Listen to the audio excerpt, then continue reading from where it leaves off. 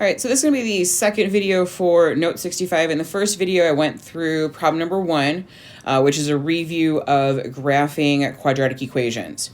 Part 2, which is what we're going to do right now, is going to be 2, 3, and 4, which is graphing quadratic inequalities. So we're going to do some of the same stuff that we did for graphing a quadratic equation, but what we're going to start with is we're going to take a look, okay, is one side of this inequality 0? And the answer is yes, we have a 0 here, right? We want this quadratic to be greater than 0, okay? So we need that 0.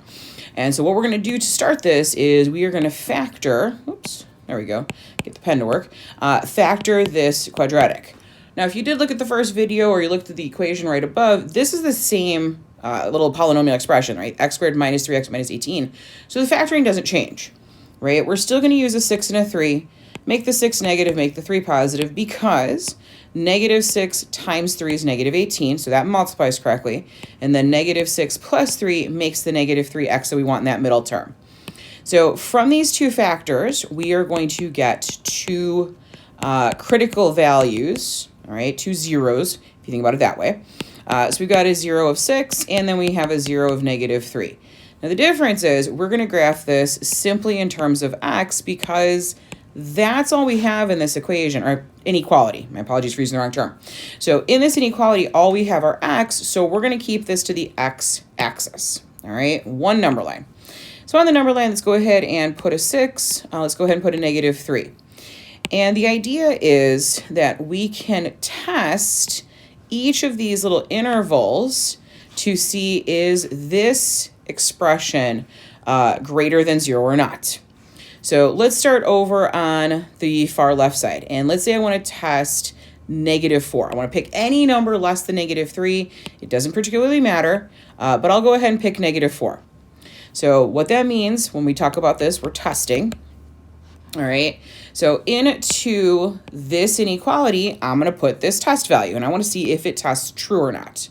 So for the love of all that is good, please put that negative 4 in parentheses when you replace your x's. All right, we want this to be greater than 0. So let's see, negative 4 squared is 16. Negative 3 times negative 4 is going to be positive 12 minus 18 greater than 0. All right, so 16 plus 12 is 28. 28 minus 18. I'm getting 10 is greater than 0. And last time I checked, that is absolutely a true statement, which means, okay, this value tests true. So this value is representative of all the values that are in this section or this interval of our number line. So I'm going to go ahead and shade that because it is true, right? Absolutely, yes. We're good here, right? Our critical value is where we change. Because at negative 3 is when we equal 0, right? And clearly we don't want to equal 0. But I do want to test what happens now between negative 3 and 6. And this has got to be my favorite test because between negative 3 and 6, I can pick 0. And folks, if I can pick 0, you know I'm going to because, well, I like it. It's easy. Right? 0 squared is nice to work with. Then minus 3 times 0, love that. Minus 18 greater than 0. So let's see, 0 minus 0 or plus 0 for that matter. And I'm going to get negative 18 is greater than 0. No, that is false. That is absolutely not true. Right? Negative numbers are not going to be greater than 0. So this interval tests false. It's not going to work. So we're not going to include this in our answer.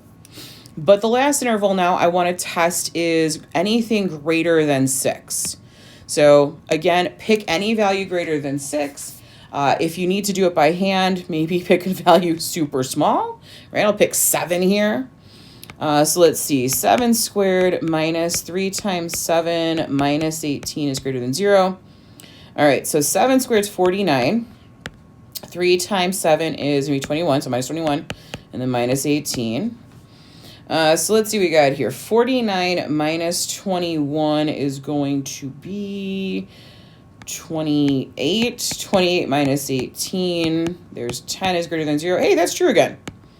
All right. So that means this value works, and it is representative of this whole section of your number line. So that means it is good, right? We like that. So the only thing left to do is to write the interval answer here. And the interval answer is going to be any part of this number line that we've shaded. So we shaded from negative infinity all the way up to negative 3. There's this break in the middle, don't include it. And then we shaded from 6 to infinity. So your critical value is going to be where your intervals start and stop. All right, so let's talk about that again. So negative infinity to negative 3. We cannot include negative 3 itself because the interval was, the inequality was strictly greater than. Okay, there's no equal to part, so we don't want to use the critical values. All right, so parentheses, and then we're going to join that with 6 to infinity. And that is the final answer for number 2. I'm going to go ahead and slide on over and do the exact same type of work with question number 3. All right. So slide on over. First thing I look for is one side of my inequality 0? And the answer is yes. All right, so that is good. And so let's start by trying to factor this. Let's see what we got here. X, 6 to make them both negative. Let me do a quick double check. So negative 6 times negative 2 is positive 12. And then negative 6 plus negative 2 is going to be negative 8. Yep, those are both good. So take your factor, set them equal to 0. That's going to create your zeros or your critical values on the number line. So x is equal to 6 and x is equal to positive 2. So I'm going to draw myself a little number line. I've got, let's see, 2 here, 6 here. All right. And I want to test the interval here, then the interval here, and then the interval here. So we're going to do 3 different tests. Okay. So first test is going to be any number less than 2. And this is going to be the place where I'm going to pick 0.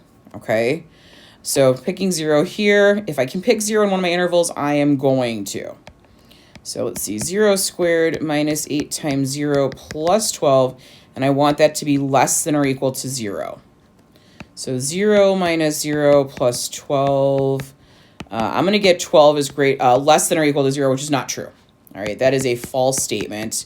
So that means I am not going to shade in this interval. It is not accurate. So now I want to pick something between 2 and 6. How about 4? We'll go with 4 there. All right, so let's do 4 squared minus 8 times 4 plus 12. And I want that to be less than or equal to 0. So let's see, 4 squared is going to be 16. 16, negative 8 times 4 is negative 32 plus 12. All right, 16 minus 32 is going to be negative 16. Negative 16 plus 12 is negative 4. Negative 4 is less than or equal to 0. That is a true statement. Negative 4 is less than 0. So that shades between our two critical values here of 2 and 6. All right. And the last test I'm going to do here is to see, once I grab a different color, what works here greater than 6, if anything works. So testing 7, we can test 7.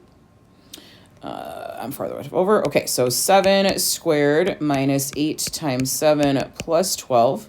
Oh, that's a horrible 12. Plus 12 is less than or equal to 0.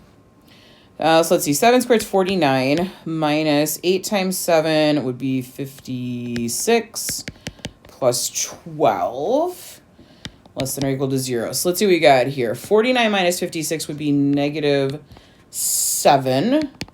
Negative 7 plus 12 is 5. And 5 is less than or equal to 0. That is absolutely false. All right, positive numbers are not less than 0.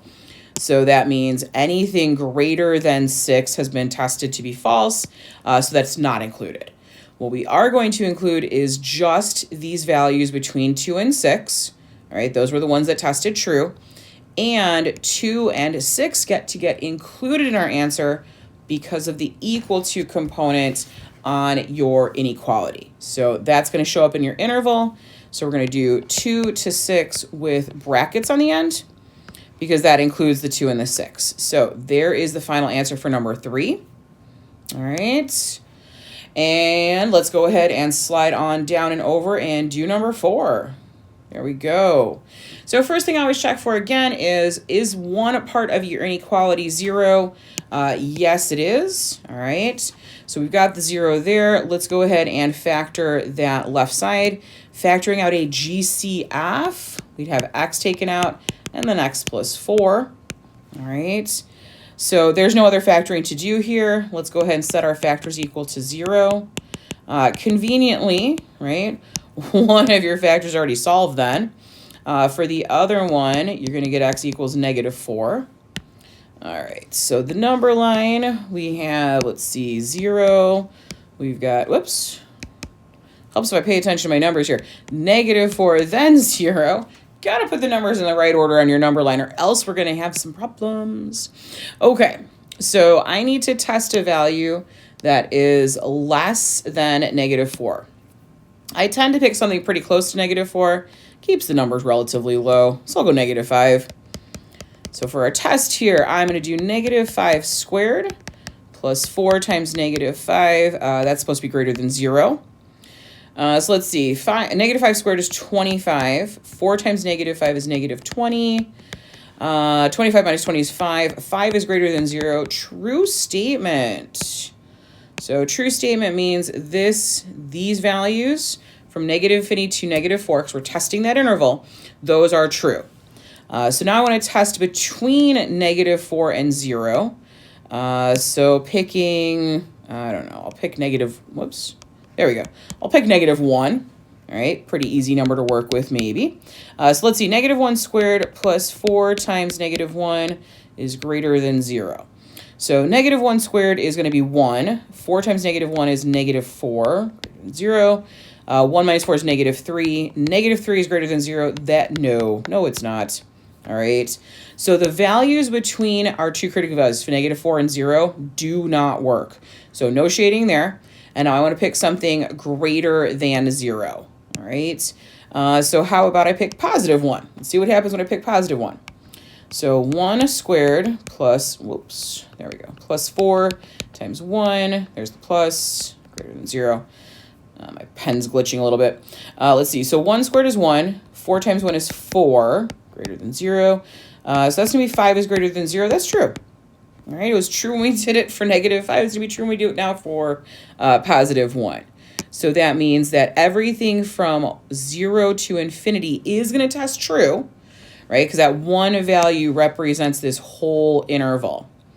All right. There is no equal to part here. So when we write our interval notation, we are going to have parentheses. So the first part of the shading, we're going to start at -infinity. We're going to go to -4, and then we're going to join that with, whoops, helps if I pay attention to my critical value there, 0 to infinity. All right. All right. So that is how you graph a quadratic inequality, right? Make sure that one side of your inequality is equal to 0. Find those critical values for your number line and test some more. All right, let me know if you have any questions or concerns, and I will see you in the next one. I don't need a calculator. Go away. All right, there we go.